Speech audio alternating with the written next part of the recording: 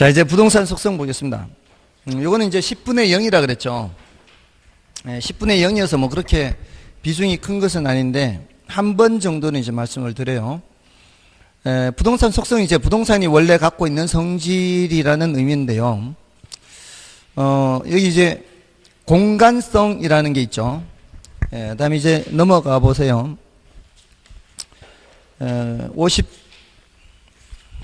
54쪽에 가면 이제 위치성, 또 55쪽에 뭐 환경성 이런 성질들이 있죠. 자, 근데 그 중에서 그나마 이제 시험에 언급된 적이 있는 게 공간성이에요. 그래서 공간성 위주로 좀 보시면 되겠고요. 그 다음에 이제 위치성 참고로 더 보면 되는데, 자, 일단 공간의 개념을 보세요. 공간. 50쪽에 괄호 1번. 부동산은 공중공간, 수평공간, 지중공간의 3차원 공간으로 구성되어 있다. 이 중 공중공간과 지중공간을 합하여 입체공간이라고 합니다. 그리고 공간 개념과 관련하여 주의할 것은 공중공간, 수평공간, 지중공간 모두를 입체공간이라 하기도 합니다.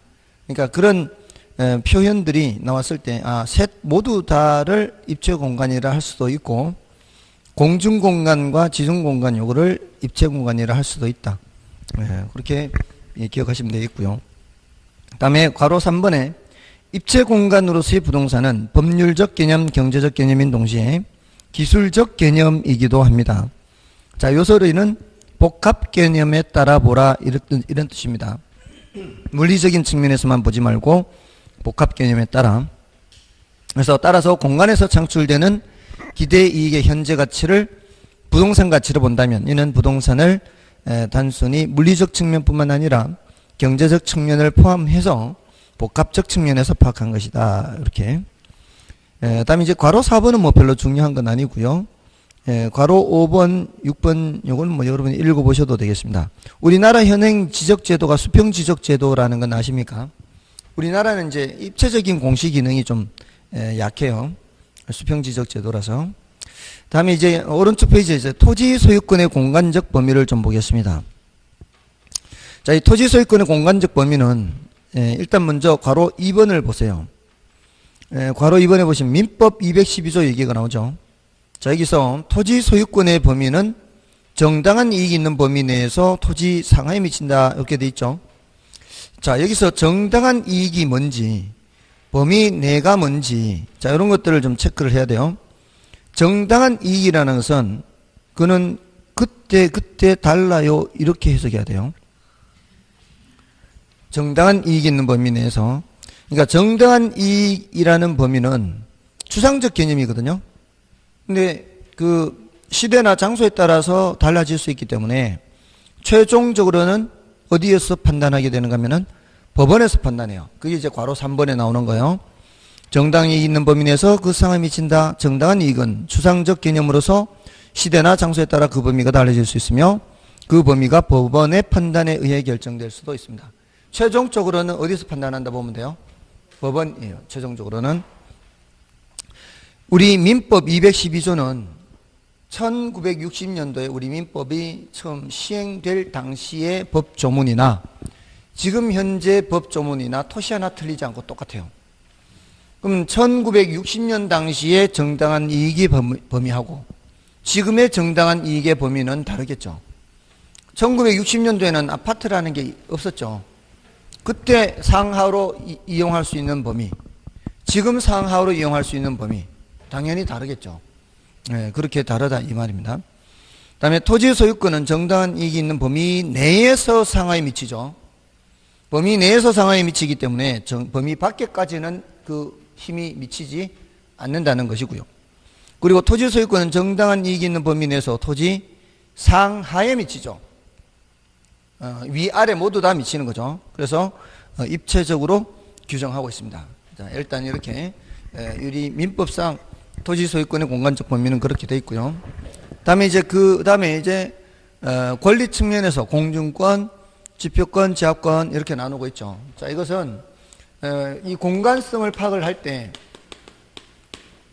물리적으로만 놓고 보면은 공중공간, 수평공간, 지하 공간 또는 지중 공간 이렇게 할 수 있겠죠. 근데 여기서 끝나는 것이 아니라 우리 부동산학에서는 법적인 측면이나 경제적인 측면도 모두 포함한단 말이에요. 그래서 공중공간에 대해서는 뭐를 살펴봐야 되고요. 공중권, 수평공간에 대해서는 지표권, 여기서는 지하권 이렇게 살펴본다는 거죠. 그리고 경제적인 측면에서는 이 상하로 이용할 수 있는 범위에 따라 경제적 가치가 달라지죠. 토지 가치라는 관점에서 가치, 경제적인 관점은 그래서 토지 가치는 3차원 공간 가치의 총화다 이렇게. 자, 이렇게 표현하는 것은 이제 복합 개념으로 파악하기 때문에 이런 것을 다 고려하기 때문에 위로 아래로 어디까지 인정되느냐에 따라 범위가 달라지기 때문에 이런 표현을 쓰는 거예요. 그래서 복합 개념에 따라 파악을 하고 있는 거죠. 자, 그 중에서 먼저 이제 공중권이죠. 그 중에서 이제 권리 측면을 더 자세히 살펴보는데, 공중권이란 소유권자가 토지구역상의 공중공간을 타인에게 방해받지 않고 정당한 이익이 있는 범위 내에서 이용 관리할 수 있는 권리를 말하죠. 자, 이거는 이제 2번, 3번, 뭐, 이거는, 여러분이 주시고요. 4번을 보십시오. 공중권에 대한 논리는 이용되지 않는 상부 공간의 개발 용량을 다른 토지로 이전하여 이용할 수 있도록 하는 개발권 양도제를 탄생시켰다. 개발권 양도제는 상부 미이용 공간에 직접 시설을 건축하여 이용함이 부적당한 경우 상부 미이용 공간에 상응하는 용적률의 개발권을 인근 토지로 양도해서 이용하도록 하는 방법을 말하죠. 자, 요거는 뒤에 지역지구제에서 당시 등장합니다. 지역지구제의 형평성 문제에 대한 대책, 형평성 문제에 대한 대책입니다. 대책으로 개발권 양도제가 나옵니다. 어때? 개발이 제한된 지역이 있고 개발이 가능한 지역이 있으면 개발이 가능한 지역에 이렇게 건물을 지을 수 있도록 허용을 한다면 개발이 제한된 지역도 건물을 지을 수 있도록 뭔가를 준다는 거죠. 개발권을 주는 거죠. 개발권을 주되 여기에다가 개발하지는 못하죠. 대신에 이쪽에 있는 사람들이 더 개발하려고 할 때 이 개발권을 팔 수 있도록, 그래서 이쪽이 더 개발될 수 있도록 하는 거죠. 그래서 이 개발 제한 구역을 계속 보호하는 거죠. 이런 게 이제 개발권 양도제죠. 그래서 그거는 이제 여러분들이 일단은 참고 박스를 봐주시면 되겠고요. 다음에 이제 공중권의 종류에서 사적 공중권, 공적 공중권 나누어지죠. 사적 공중권은 개인의 권리가 미치는 법이고요. 공적 공중권은 미치지 않는 거죠. 그래서 그 개발권 양도제도 어디에 포함되는 거예요? 개발권 양 TDR도 사적 공중권에 속하는 거죠. 개인의 권리가 미치는 범위에 속하고요. 뭐 그 일조권이라든가 어느 정도 일정 공간의 공간 이용권 이런 것들도 사적 공중권에 속하지만 밑에 공적 공중권은 맨 끝에 있죠. 항공기 통행이라든가 전파 발착 이런 것들은 공적 공중권의 영역에 속합니다. 다음에 이제 지표권에서는 세 가지 체크하면 돼요. 지표권은 건축을 하거나 경작을 하거나 용수권이 있어요. 용수권은 이제 물의 이용권이죠. 물의 이용권인데 그 밑에 물의 이용권과 관련해서 유역주의, 선형주의 있죠. 유역주의와 선형주의가 있습니다. 자, 유역주의, 선형주의고 개념 구분 정도만 하면 되겠어요. 뭐 한 번도 아직 뭐 출제는 안 돼 있지만 뜻만 그렇게 파악하시면 돼요. 유역주의 보세요. 어느 일방이 물을 독점적으로 사용하지 않고 인접한 다른 사람에게 해를 끼치지 않는 범위 내에서 골고루 사용해야 되는 게 유역주의고요. 선형주의는 먼저 온 사람이 물을 독점적으로 사용하고 남은 것이 있으면 그 다음에 사람이 사용한다는 원리예요. 주로 이제 건조지역에 발생하는 게 채택되는 게 선형, 수변지역에 발생하는 게 유역주의입니다. 여러분이 생각하실 때는 건조지역에 선형주의가 어떻다고 생각해요? 건조지역의 선형주의. 예, 물이 좀 부족한 건조 지역에서 선용주의가 비합리적인 것 같아요.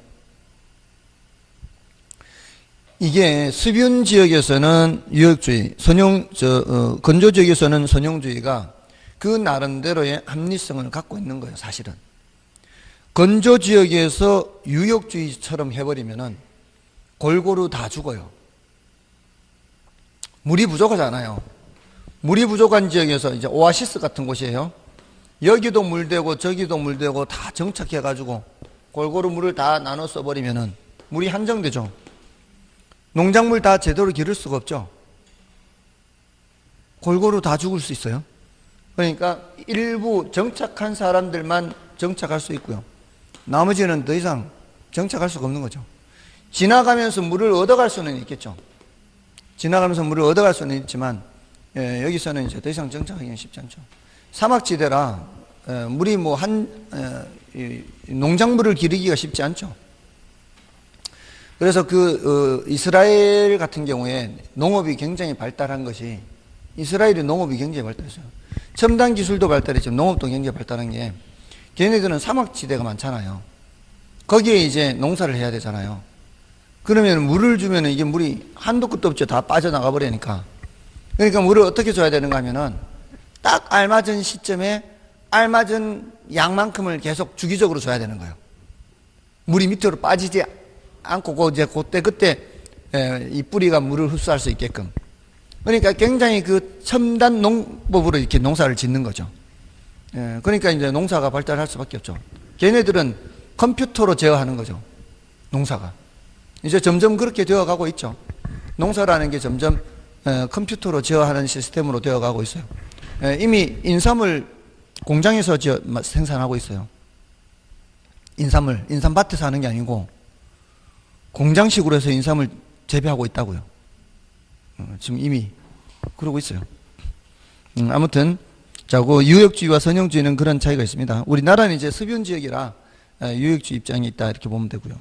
다음에 이제 지하권에 가서는 그거는 이제 동그라미 1번은 여러분이 보시고, 지하권은 동그라미 2번입니다. 토지의 구성 부분이나 독립성이 없는 부착물에도 영향을 미치죠. 당연히 흙, 돌, 모래, 자갈 이런 거는 이제 토지의 구성 부분이어서 영향을 미칩니다. 그리고 지하수를 이용할 수 있는 권리도 지하권의 내용에 포함돼요. 그런데 석탄, 지하로부터 석탄 등과 같은 광물 자원을 채굴할 수 있는 권리, 이런 것들도 지하권에 속하기는 해요. 지하권에는 속하는데 그게 과연 개인의 권리가 미치느냐 그렇지 않느냐는 것은 그 나라마다 달라요. 지하권은 지하권이잖아요. 지하매장 광물이니까. 근데 우리나라로 치면 그런 거는 공적 지하권이라 할 수 있어요. 공적 지하권. 그러니까 우리나라는 지하매장 광물에 대해서 토지 소유권자의 권리가 미치지 않는 거예요. 우리나라는 지하매장 광물에 대해서 토지 소유권이 미치지 않습니다. 자, 그렇게 해서 3번을 확인하시면 되고요. 다음에 이제 4번의 경우는 우리나라는 지하철 건설 등 공익사업을 시행하는 경우 토지의 지하를 사실상 영구적으로 사용하는 경우 공익사업자는 토지 소유자에게 토지의 이용이 저해되는 정도에 따라 보상을 해야 돼요. 자, 그럴 때 동그라미 5번에 구분지상권이 등장할 수가 있어요. 자, 구분지상권 개념 알아두셔야 되고요. 지금 지하철이 지나갈 때 지하권을 침해를 할 수가 있거든요. 여기가 지표면 어느 정도 깊이로 들어가서 이 정도까지는 일반적으로 이용할 수 있는 깊이라고 인정이 된다면 지하철이 이 밑으로 지나갈 때는 괜찮아요. 그러면 개인의 권리를 침해한다 보지 않습니다. 근데 이 범위를 침해할 때에는 이렇게, 그럴 때는 이만큼에 대해서 보상을 해줘야 되겠죠. 보상해줘야 되겠죠. 근데 이게 서울시 같은 경우에는 자, 요거를 이제 기준이 되는 깊이가 있죠. 흰 점선. 흰 점선으로 된 걸 요걸 한계심도라 그래요. 한계심도가 서울 같은 경우에는 40m에서 20m까지, 20m에서 40m까지 이렇게 돼 있어요. 중심 상업지역은 이렇게 40m. 예, 그렇지 않은 농사절 짓거나 이런 곳은 20m. 자, 근데 경우에 따라 다르겠지만, 이걸 침범을 하게 되면 여기에 대해서 보상금을 줘야 되는데, 이때, 여기에 대해서 구분지상권을 설정을 해요. 그래서 그 부분에 대해서 보상을 해주는 거예요. 그래서 동그라미 5번에 구분지상권은 지하 또는 지상의 공간은 상하의 범위를 정하여 건물, 기타 공작물을 소유하기 위하여 설정할 수가 있습니다. 따라서 구분지상권은 지하 공간 및 공중공간 활용 모두와 관련되는 개발권 이전 제도와 용적률 인센티브 제도는 공중공간 활용과 관련된다. 반면 한계심도는 지하 공간 활용과 관련된 개념이다. 자, 그래서 지금 이게 입체적인 이용을 할 때,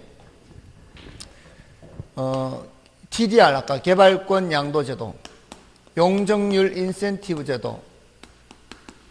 자, 이 용적률 인센티브 제도는 아까 공개공지했죠? 공개공지. 공개공지를 제공하면은 위로 더 높이 올릴 수 있도록 허용한다 그랬잖아요. 이런 것들은 공중공간 활용과 관련되죠.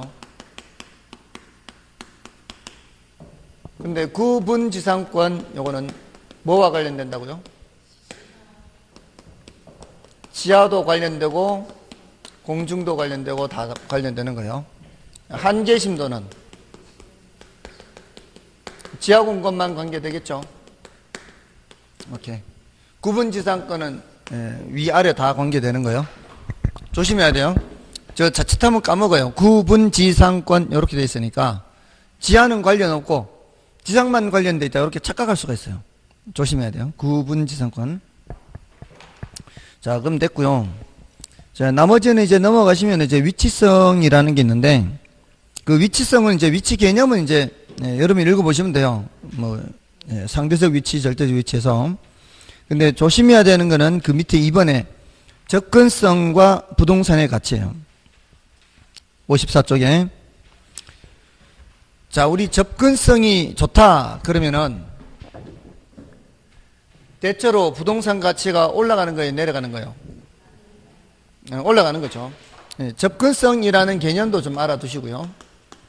접근성이라는 것은 어떤 목적물에 도달하는데 물리적 또는 시간적, 경제적 부담의 정도예요. 부담의 정도. 물리적인 것만 따지는 거 아니다 이 말이에요. 나머지도 따지는 거 이런 것도. 그러니까 그 부담이 작으면 접근성이 좋은 거고 부담이 크면 접근성이 안 좋은 거죠. 여러분들 천안에서 서울역까지 KTX가 몇 분이면 가죠? 20분인가요? 한 30분? 20분이면 돼요? 광명역 안 서는 거는 25분이면 가죠. 광명역 서는 거는 한 30분인가? 30분 조금 더 걸리고 25분밖에 안 걸려요.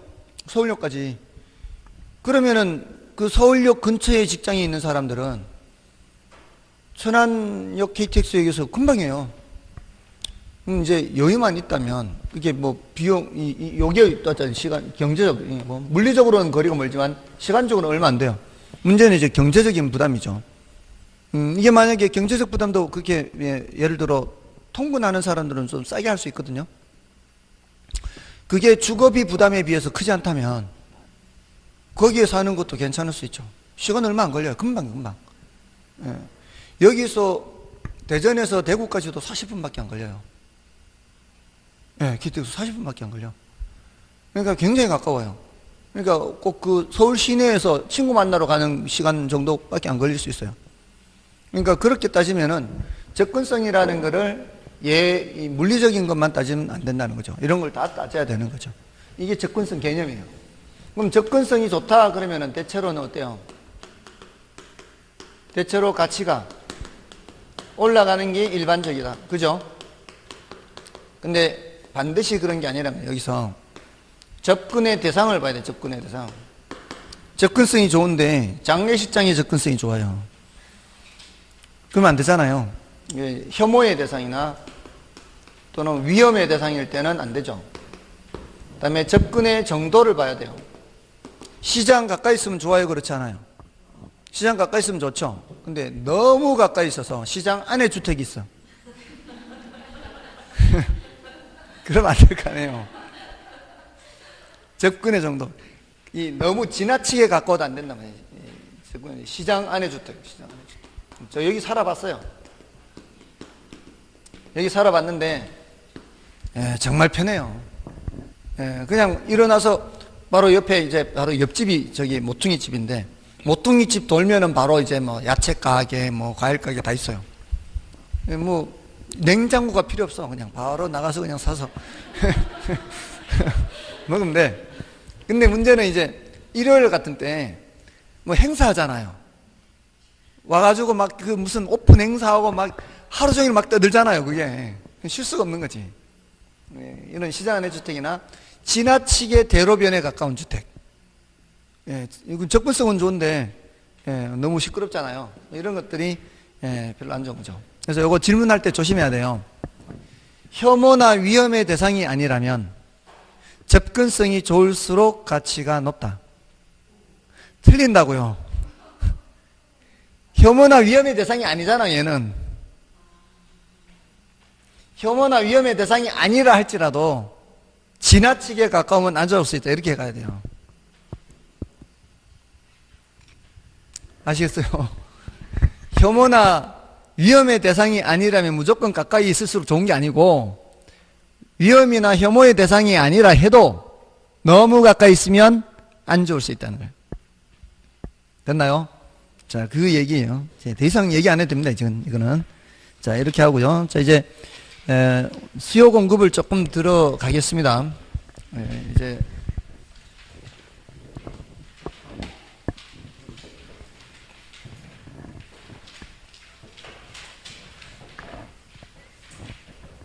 저는 대로변에도 살아봤고요. 시장 안의 주택에도 살아봤는데 대로변도 만만치 않습니다. 여름철에 알람이 필요 없습니다. 한밤중엔 좀 조용하죠. 근데 새벽 한 5시만 넘으면 벌써 차가 다니기 시작해서 시끄러워서 잘 수가 없습니다. 그러니까 층수가 한 12층 높은 층에 있었기 때문에 이제 바람이 잘 통하니까 시원은 해요. 여름철에. 근데 소리가 엄청 시끄러워요. 소음이 굉장히 심해요. 문을 열어놓을 수 없어요. 자, 일단 이제 수요 공급이고요. 수요 공급에서는 수요 공급의 개념에서 유량 변수와 저량 변수 요거 구별하는 주제가 중요한 주제가 있고요. 그다음에 수요량 변화, 수요 변화 요거 구별하는 게 있죠. 아주 중요합니다. 공급량 변화, 공급 변화. 자, 여기 이제 중요합니다. 오늘 이제 요 개념 구분까지 들어갈 거예요. 그리고 이제 이게 끝나면 다음 주에 이제 요거 마무리 짓고 균형의 결정과 이동 들어가고요. 다음에 이제 탄력성으로 들어갑니다. 탄력성의 이제 개념, 종류, 다음에 응용, 효과, 저렇게 여러 가지 주제들이 있습니다. 우리가 이렇게 수요 공급을 공부하는 거는요, 경제 이론의 가장 기본인 것이 바로 수요 공급이에요. 이게 우리가 꼭 부동산 시장이 아니라 어떤 시장이든 간에 수요하려는 게 더 많냐, 공급하려는 게 더 많냐에 따라 가격이 올라갈 수도 있고 내려갈 수도 있죠. 그게 어떤 시장이든 마찬가지예요. 근데 그게 수요하려는 게 더 많은지 공급하려는 게 더 많은지를 알려면은 그 양을 측정을 해야 될 거 아니에요. 양을 측정을 해야 판단을 할 거 아니에요. 그러니까 우리는 이런 양을 공부하는 거예요. 양을 공부하는데 수요든 공급이든 우리는 측정을 할 때 기간을 전제로 측정을 해요. 한 달 동안이면 한 달, 일주일 동안이면 일주일, 이렇게 기간을 전제로 해서 측정을 합니다. 그래서 우리는 원칙적으로 유량으로 측정을 하는 거죠. 그래서 유량, 저량 구별할 때 수요 또는 공급 개념을 얘기할 때 특히 이제 여기서는 이제 수요죠, 수요. 일정 기간 동안이죠. 일정 기간 동안 구매하고자 하는 욕구, 이렇게. 자, 그래서 여기 일정 기간 동안 하면 이게 유량 개념이고, 우리는 원칙적으로 뭘로 측정한다?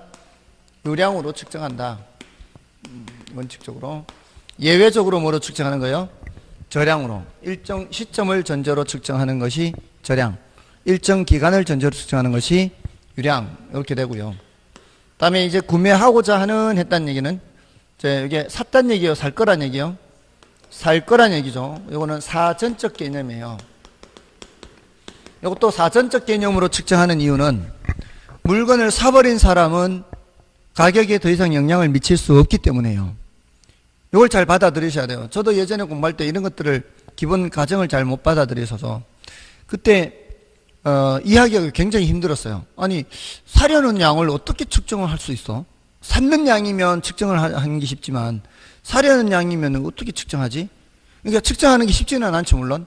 근데 그게 어느 정도 시장의 세력으로 나타나게 돼 있어요. 예, 그 구체적으로 정확하게 측정하는 거는 다음에 문제이겠지만, 예를 들어서 중개사무소에도 사려는 사람이 얼마만큼 전화 오느냐에 따라 그 감을 느낄 수 있지 않나요? 구체적으로 딱 몇 개라고 얘기하기는 못해도 전화 오는 횟수라든가 이렇게 사람들이 발걸음하는 횟수를 보면은, 아, 사람들이 꽤 오네, 뭐 이런 느낌이 있단 말이죠. 그러면은 물건을 내놓은 사람 입장에서도 물건 보러 오는 사람이 1시간이 멀다 하고 오는 사람이 있다면 그건 많이 찾아오는 거고, 물건을 내놨는데 며칠이 지났는데도 물건 보러 오지 않는다면은 사러 오는 사람이 없는 거죠. 그러니까 그런 것을 어느 정도는 캐치를 할 수 있단 말이에요. 그래서 우리는 사려는 사람이 많아야 가격이 올라가는 거고, 팔려는 사람이 많아야 가격이 내려가는 거예요. 그러니까 구체적인 측정은 다음에 문제라 할지라도 우리는 측정을 할 때 사버린 거는 측정할 필요가 없어요. 사버린 사람은 더 이상 가격에 영향을 미칠 수가 없어요. 팔아버린 사람도 더 이상 가격에 영향을 미칠 수 없어요. 그래서 사전적 개념으로 측정을 하는 겁니다. 다음에 이렇게 구매하려는 욕구, 이거를 유효 수요라 그러죠. 우리는 유효 수요로 측정한다 그럽니다. 특히 여기에 대응하는 개념은 잠재 수요 이렇게 하는데, 차이점은 구매 의사와 지불 능력이 모두 있으면 뭐고요? 유효 수요고, 잠재 수요는 능력이 없는 거죠. 우리는 유효 수요로 측정한다 이 말이에요. 이 소리는 시장에 오려면은 뭘 들고 와야 되는 거예요? 돈을 들고 와요, 돈을.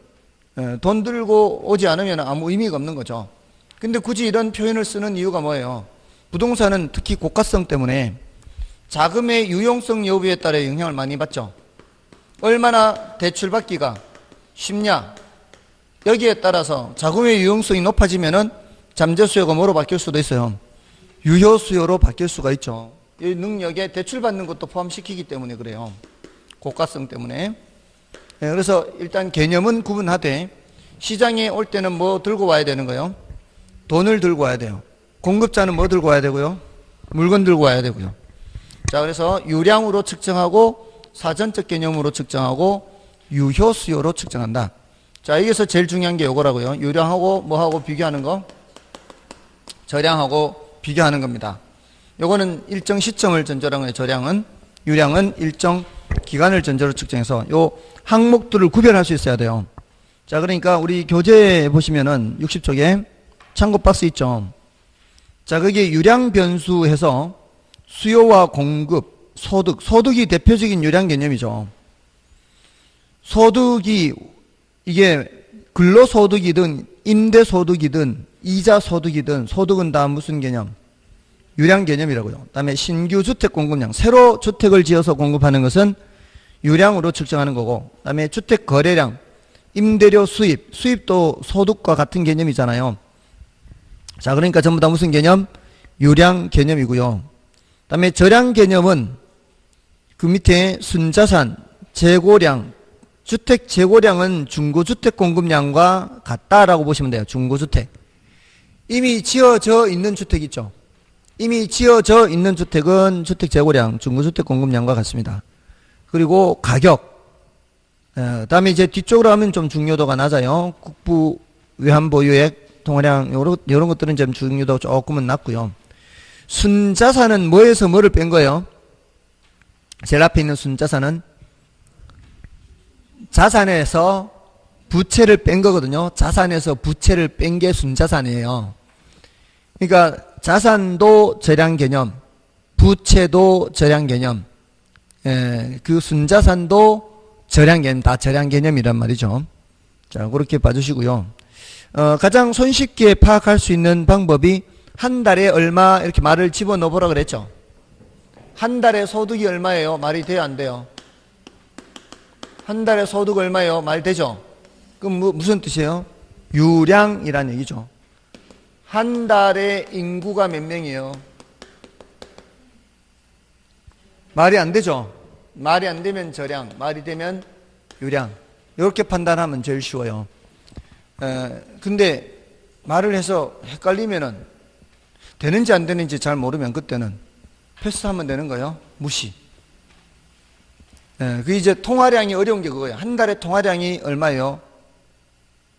이거는 잘 판단이 안 되죠. 물론 전화 통화량 말하는 게 아니죠. 혹시 그거 생각한 거 아니겠죠? 그거는 맞아요. 한 달에 전화 통화량, 이건 한 달에 말이 돼요. 그렇잖아요. 근데 여기서 말하는 통화량은, 이게 통화량을 이게 왜 어려운가 하면 이거는 따로 이렇다는 걸 알아야 되거든요. 이거는 예금 더하기 현금이에요. 현금 더하기 예금. 오늘 아침에 어떤 은행에서 오픈할 때 고객들의 예금 잔액, 4시 반에 문 닫을 때 예금 잔액 같습니까? 다르겠죠. 그건 예금도 찾아올 수도 있고 또 예금을 더 할 수도 있고. 그러면 얘네들은 그때 측정하는 그 시점에 따라 다를 수가 있겠죠. 이걸 이렇게 번역을 해야만 이해가 돼요. 얘는 무슨 개념이라는 걸, 절약 개념이라는 걸. 그러니까 이럴 때는 한 달에 통화량이 얼마, 이건 막 잘 안 되는 거죠. 이걸 알아야만 되는 거예요. 그러니까 그래서 이거는 난이도는 높고 중요도는 낮은 거예요. 한 달에 인구가 몇 명 변했어요? 이건 말이 돼요, 안 돼요? 이건 말이 되죠. 한 달에 인구가 몇 명 변했어요. 그거는 유량이에요. 인구 변동량은 유량이란 얘기예요. 됐죠? 자, 요게 이제 가장 손쉬운 방법이고, 일단은 요 방법으로 하고, 나머지 이제 뭐 그렇게까지 뭐 복잡한 건 없으니까, 좀 예제를 보십시오. 예제를 보시면은, 이제 유량 변수, 절약 변수를 골라내는 거잖아요. 지대 수입, 한 달에 지대 수입 얼마예요? 말 되죠? 유량이란 얘기고, 실물 자산, 이거 자산 방금 했잖아요. 순자산이든 총자산이든 자산은 무슨 개념? 절약 개념. 도시 인구, 이것도 마찬가지. 절약이죠. 아파트 생산량. 요거는 생산은 새로 생산한다는 얘기잖아요. 신규 생산은 유량이죠. 가계 소득, 한 달에 소득이 얼마냐? 유량. 재고는 절약. 이렇게 되는 거죠. 그래서 기업과 리을, 미음이 유량, 니은과 디귿, 비읍이 절약. 이렇게. 자, 그럼 이제 사전적 개념, 사후적 개념 뭐 이건 됐고요. 넘어가시고. 자, 이제 넘어가시면은 62쪽에 주택 수요와 주택 소요. 이거는 수요라는 개념은 이제 방금 한 경제적 개념이고요. 소요라는 개념은 필요량이라는 의미예요. 필요량. 필요량이라는 것은 어디에서 파악하는 개념인가 하면은 정부에서 파악해요. 정부에서. 정책적 개념으로. 그래서 어느 정도 필요한지에 대해서 정책적 개념으로 사용하는 거고, 주로 저소득층의 무주택 서민을 대상으로 한다. 이렇게 보면 되고요. 수요 개념은 경제적 개념으로서 중산층을 주로 대상으로 한다. 뭐 이 정도입니다. 뭐 이거 한번 언급이 된 적이 있어요. 시험에서. 자, 이제 그 다음에는 이제 이쪽으로 넘어가요. 이 정도로 하면 여기서 개념에서 제일 중요한 거는 이제 유량, 절약. 나머지는 그냥 플러스 알파로 보는 거고, 그 다음 주제가 이제 수요량 변화, 수요 변화입니다. 자, 오늘 이제 요거 구분까지 하면 되는 거예요. 제가 대학교 다닐 때 정말 지금 생각해도 제가 어떻게 그렇게 바보 같았는지, 이걸 왜 그 개념을 구분을 못했는지 처음에. 사실 저도 그런 단계가 있었어요. 이걸 이해를 못해가지고 수업 시간에 바보 같은 질문 해가지고 정말 망신당한 적도 있어요. 다른 애들은 다 이해하는데 혼자 이해를 못한 거죠. 아무튼 그랬던 기억들이 납니다. 2학년 때 전공 들어갔을 때. 아무튼 이제 수요량 변화, 수요 변화를 설명하기 위해서는 자, 이렇게 수요량에 영향을 미치는 요인을 좀 생각을 해야 돼요. 수요량에 영향을 미치는 요인을 수요 결정 요인이라 그래요. 그 수요량에 영향을 미치는 요인이 굉장히 많은데 그 중에 제일 중요한 게 그 재화의 가격이에요. 제가 지금 그 재화의 가격이라고 그랬죠. 여기가 사과 수요량이면 여기는 사과 가격이 되고요. 여기가 아파트 수요량이면 여기가 아파트 가격이 되는 거예요. 아시겠죠? 네, 그 재화의 가격이요. 사과 수요량이면 사과 가격, 아파트 수요량이면 아파트 가격. 이게 이제 그 재화의 가격이에요. 자, 이거 말고도 소득도 영향을 미치고요. 소득이 많으냐 적으냐에 따라. 그 다음에 관련재 가격해요. 자, 관련재에는 대체재도 있고요. 대체재 가격, 그 다음에 보완재 가격. 대체재는 상호, 경쟁 관계에 있는 재화죠. 이거 아니면은 대신에 저거, 이렇게.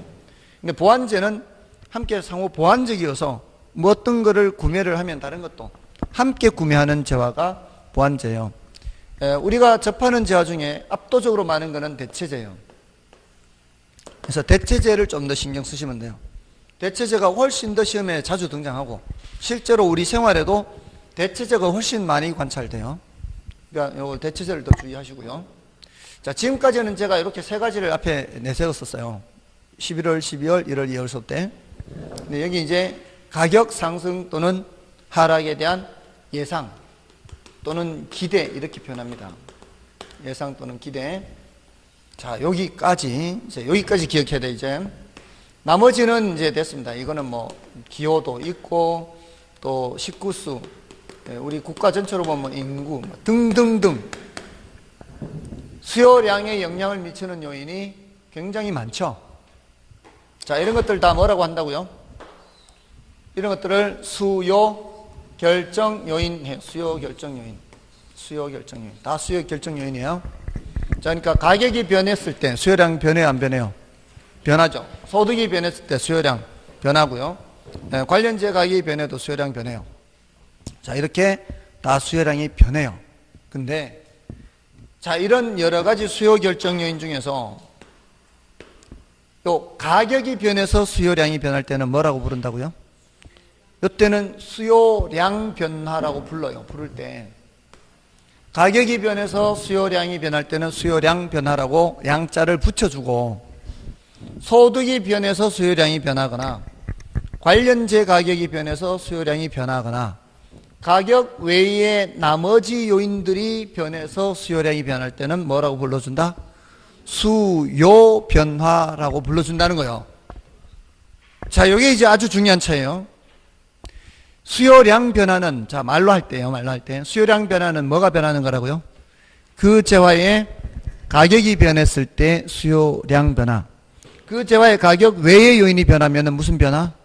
수요 변화라고 불러준다고요. 말로 할 때. 자, 이렇게 구별하는 이유가 그래프를 그리기 때문에요. 제가 이거를 이해를 못했던 거예요. 처음에. 그래프를 그릴 때는 축이 몇 개예요? 2개란 말이에요. 근데 우리는 수요 공급의 수량을 먼저 지금 측정하려고 하는 거예요.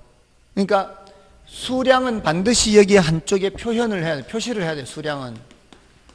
이 수량은 수요를 읽을 때는 수요량이 되고 공급량을 읽을 때는 공급량이 돼요. 그러니까 그냥 줄여서 수량이에요. 수요 수량 또는 공급 수량. 자, 그러면은 수량은 한 자리를 차지했다면 이제 나머지 한 자리밖에 남지 않았는데 수요량에 영향을 미치는 것은 굉장히 많죠. 그러니까 가격 외에 나머지 것들은 일정하다고 보고 고정되어 있다고 보고 변하지 않는다고 보고 이 말이에요. 변하지 않는다고 보고 뭐하고 뭐만 변화시키는 거예요? 가격과 이제 거기에 따라 수요량이 변하는 것만 보는 거죠. 그래서 가격이 여기에 나타나는 가격이 요 높이일 때는 수요량이 이만큼이다. 요 길이 여기 수량이에요. 가격이 내려가면은 수요량이 더 많아지겠죠. 가격이 올라가면은 수요량이 더 줄어들겠죠. 자, 요 길이로 지금 길이가 변한 게 뭐가 변한 거예요? 수요량이 변한 거예요. 이 길이가 변한 게. 근데 이 길이가 변했을 때 뭐가 변한 거예요? 가격이 변해서. 그래서 이 높낮이가 바뀌고 있잖아요, 지금.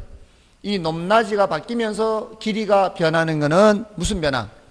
수요량 변화라 이 말이에요. 가격이 변해서. 그래서 이 끝점들을 연결한 선을 수요곡선이라고 해요. 수요곡선. 그래서 수요곡선을 보면은 각각의 가격에서 수요량이 얼마나 되는지 알 수 있죠. 각각의 가격에서 수요량이 이 길이란 말이에요. 길이. 이걸 알 수가 있는 거예요. 그래서 수요량 변화는 그래프로 나타낼 때는 요점에서 요점으로 변하느냐, 요점에서 요점으로 변하느냐, 수요량 변화, 말로 할 때는 뭐가 변하는 거고, 가격이 변하는 거고, 그래프로 나타낼 때는 뭐라고 해야 돼요? 같은 수요 곡선상의 점의 변화로 나타난다. 가격이 변하면서 이 점이 변한다는 게 뭐가 변하는 거예요? 이 길이가 변하는 거죠. 맞나요? 이게 무슨 변화? 수요량 변화요. 자, 그런데 일단 이렇게 그려놓고 내가 고정되어 있다고 했던 소득이 변하는 거죠. 소득이 증가하면 이 말이에요. 소득이 증가하면. 소득이 증가하면. 자, 지난번과 같은 가격이라고 해도 지난번에 가격이 이만큼일 때 내가 이만큼 샀단 말이에요. 근데 자, 이 가격에 이만큼 산 거는 소득이 증가하기 전이죠. 소득이 증가하면 지난번보다는 어떻게 더 많이 사지 않겠냐 이 말이에요. 지난번보다 더 많이 사게 된 거는 지금 여기에서 이렇게 늘어난 거죠. 여기에서 이렇게 늘어난 거는 가격이 변한 거예요. 가격이 변하지 않고 다른 게 변한 거예요. 다른 게 변했잖아요. 이거는 수요량 변화가 아닌 거예요. 수요량 변화라면은 가격이 이 높낮이가 바뀌어야 된단 말이에요. 맞나요? 지난번하고 바뀐 거는 가격이 변한 게 아니라 뭐가 바뀌었어요? 소득이 바뀌었잖아요. 이렇게 가는 거는. 맞나요? 이게 무슨 변화? 수요 변화란 말이에요. 이거는. 같은 곡선으로 변하는 건 아니에요. 근데 지난번에 가격이 이만큼일 때 방금 얘기했잖아요. 지난번에 가격이 이만큼일 때 내가 소득이 늘어났을 때는 여기에서 이렇게 늘어나는 거지만 지난번에 가격이 이만큼이었을 때는 얼만큼 샀었어요? 이만큼일 때 내가 소득이 늘어나기 전이라면 이만큼 살 거 아니에요. 근데 이 상태에서도 소득이 늘어나면은 소득이 늘어나기 전보다는 많아질 거 아니냐 이 말이에요. 어떤 가격을 제시하든 그 지난번의 가격이 이 가격 수준이든 지난번의 가격이 이 가격 수준이든 지난번 가격이 이 가격 수준이든 지난번보다 소득이 늘어났다면 지난번보다는 늘어날 거 아니냐 이 말이에요. 맞나요? 그러니까 가격 외의 요인이 변하면은 각각의 점에서 더 오른쪽으로 가는 거죠. 더.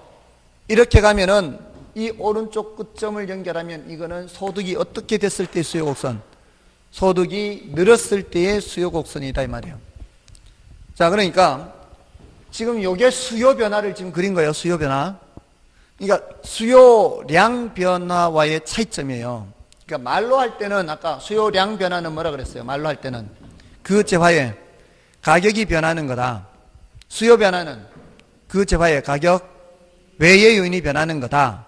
근데 그래프로 나타냈을 때는 수요량 변화는 같은 수요곡선상의 점의 변화로 나타난다. 이 높낮이가 바뀌어야 되니까 수요 변화는 수요곡선 자체를 새로 그려야 되는 거. 이게 뭐다? 수요 변화다 이 말이에요. 이해되셨나요? 마지막 기회라고 생각하는 거예요. 이제 오늘이 안 되면은 이제 나머지 공부해야 돼요. 오늘 안 되면은. 자, 근데 자 이제 개념 구분됐죠? 수요량 변화, 수요 변화. 말로 할 때는 가격이 변하는 거, 그 재화 가격. 수요량 변화. 이거는 그 재화 가격 외의 요인 변화. 자, 그래프로 나타낼 때는 얘는 수요량 변화는 같은 수요곡선상의 점의 변화. 요거는 선의 변화, 이렇게 선의 변화. 됐나요? 자, 그러니까 이거 뭐예요, 이거? 이 점에서 이 점으로 가는 거 무슨 변화? 수요량 변화에 같은 수요곡선에서. 같은 수요곡선에서 이렇게 바뀌는 건, 높낮이 바뀌는 거는 가격이 변하는 거죠. 됐죠? 자, 그럼 됐어요. 이제 수요량 변화, 수요 변화 구분됐고. 그 다음에 이제 문제가 수요 변화에 이제 집중적으로 나와요. 수요 변화. 지금부터는 그래프를 새로 그리는 것만 보는 거예요. 새로 그리는 것만 보는데, 오른쪽에 그려야 되느냐? 왼쪽에는 요게 이제 관건이에요. 자, 지금은 어느 쪽에 그렸어요? 소득이 증가할 때 오른쪽에 그렸죠? 자, 근데 왼쪽에 그릴 수도 있잖아. 예를 들어 소득이 감소하면. 소득이 감소하면 왼쪽에 그릴 수 있겠죠? 자, 이제 오른쪽 그리냐, 왼쪽 그리냐가, 얘네들은 쉬워요, 얘네들은. 지금 여기는 소득 얘기했지만, 여기 우리 식구수, 또는 국가 전체로 보면 인구가 증가하면은, 인구가 증가하기 전보다는 수요가 증가하겠죠? 인구가 증가하기 전보다는, 인구가 증가하면 수요가 증가할 거 아니에요. 우리 네 식구가 수요할 때보다는 6식구가 수요할 때가 더 늘어날 거 아니에요. 똑같은 가격이라도. 그런 것처럼 얘는 인구가 증가하면 무조건 오른쪽에 그리면 돼. 인구가 감소하면은 무조건 왼쪽에 그리면 돼. 자, 이거 좋아하는 정도.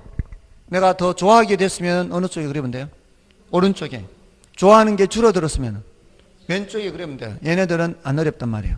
자, 얘네들이 문제예요. 얘네들. 자, 여기에 약간은 지금 제가 긴장이 되고 있어요. 어떻게 해야 설명을 해서 완벽하게 이해를 시킬까? 제일 어려운 게 요 놈인데,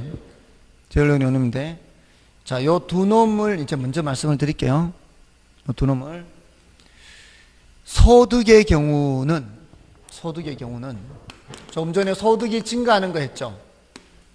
소득이 증가하면은 수요가 어떻게 증가해요? 그럼 어느 쪽에 그리면 돼? 오른쪽에 그리면 돼. 소득이 감소하면은 수요가 감소해. 그럼 어느 쪽에 그리면 돼요? 왼쪽에 그리면 되죠. 근데 대부분의 재화는 이런 재화이긴 한데, 소득이 증가할 때 수요가 감소하는 재화도 있거든요. 요게 이제 문제라면, 요게. 이럴 때는 어느 쪽에 그려야 돼요? 소득이 증가했는데도 왼쪽에 그려야 돼요. 왼쪽에. 소득이 증가했는데도 왼쪽에 그려야 돼. 이런 재화를 우리는 열등재라 그래요. 열등재. 연탄 같은 거 있어요. 연탄 같은 것들은 소득이 증가하면 수요가 어떻게 돼요? 줄어들어요. 근데 소득이 증가해서 수요가 줄어들면 어느 쪽에 그려야 돼요? 왼쪽에 그려야 돼요. 이런 걸 조심해야 된다고요. 대부분은 이래요. 대부분은 정상재요. 그러니까 더 중요하긴 해요. 이게 정상재가. 근데 어떠할 가능성도 있기 때문에, 열등재일 가능성도 있기 때문에 조심해야 된다는 거예요. 여기서. 근데 얘는 소득이 감소하면 어떻게 해요? 소득이 감소하면 수요가 증가하죠. 이건 반대로 움직여, 반대로. 그러니까 대체로는 소득 증가하면 수요 증가 오른쪽 그리고, 소득 감소하면 수요 감소 왼쪽 그리면 되는데, 열등제의 경우에는 소득이 감소하면 오히려 수요가 증가해서 오른쪽에 그려야 된다는 거죠. 맞나요? 자, 그래서 이걸 어떻게 기억해야 되는가 하면은, 정상제는 소득 변화 방향과 수요 변화 방향이 같은 방향이죠. 열등제는 소득 변화 방향과 수요 변화 방향이 반대 방향이죠. 자, 이게 뒤에 가면은 얘는 양수로 나오고요. 얘는 음수로 나와요. 음수. 지금 여기가 분모가 되고요. 여기가 분자가 돼요. 나중에 숫자로 나타낼 때 분모, 분자가 같은 부호이면은 양수죠. 그러면 양수 아닌가요? 마이너스 분의 마이너스가 되든 플러스 분의 플러스 양수란 말이에요.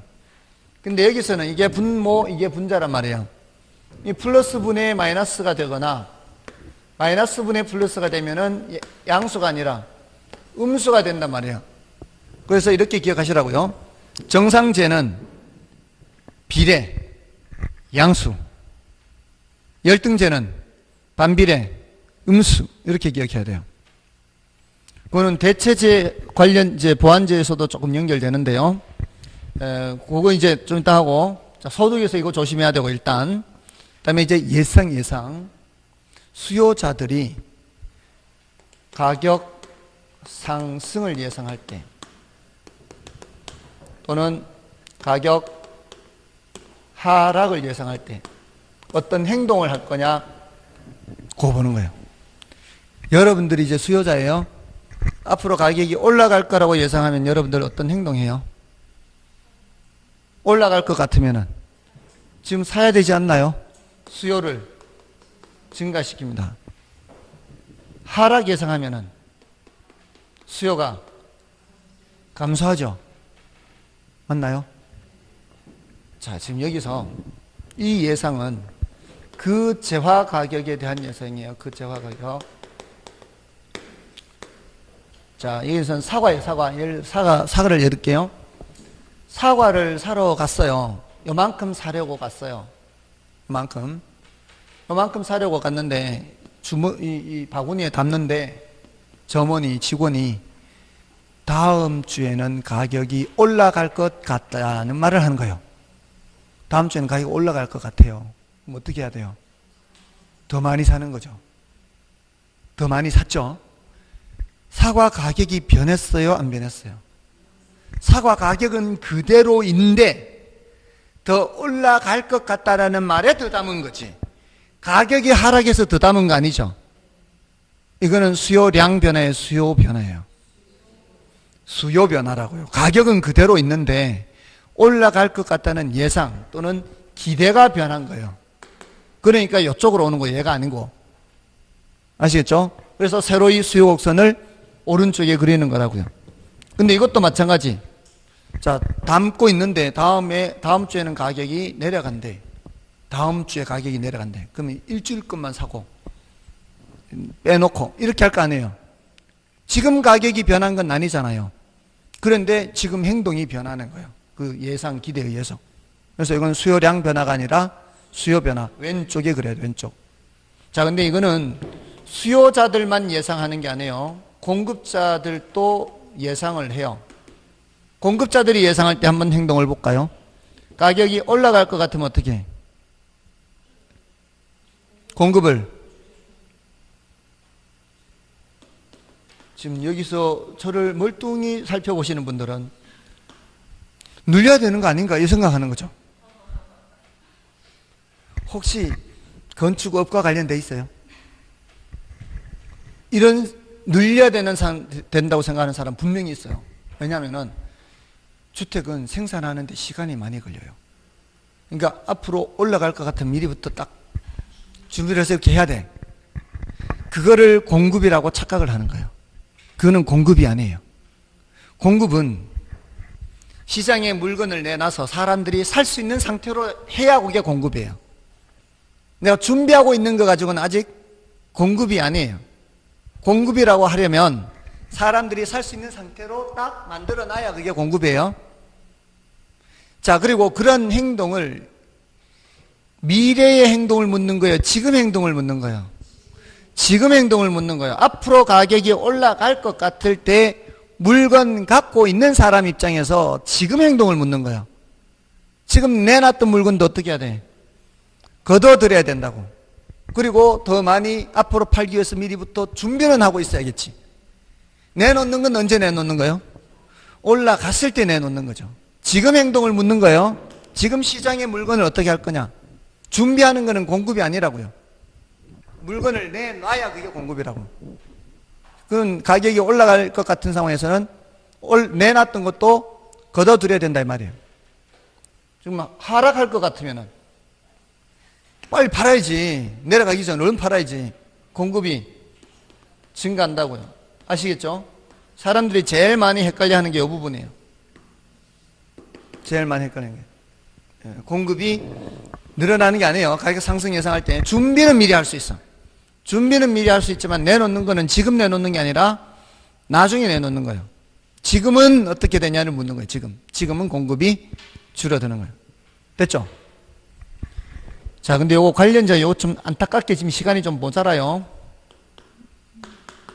요거는